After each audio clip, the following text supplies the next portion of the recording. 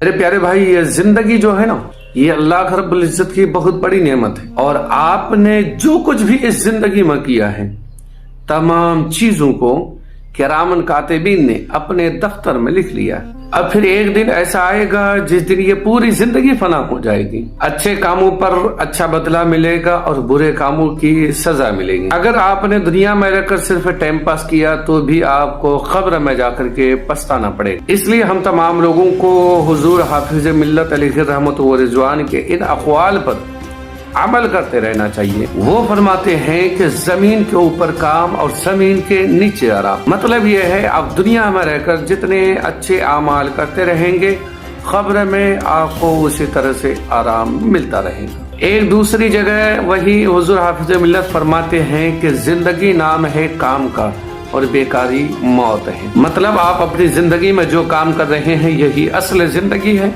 और अगर आप खालिस टाइम पास कर रहे हैं तो ये आप जो है तो अपने आप को या अपनी जिंदगी के लिए मौत का सामान मुहैया कर रहे हैं।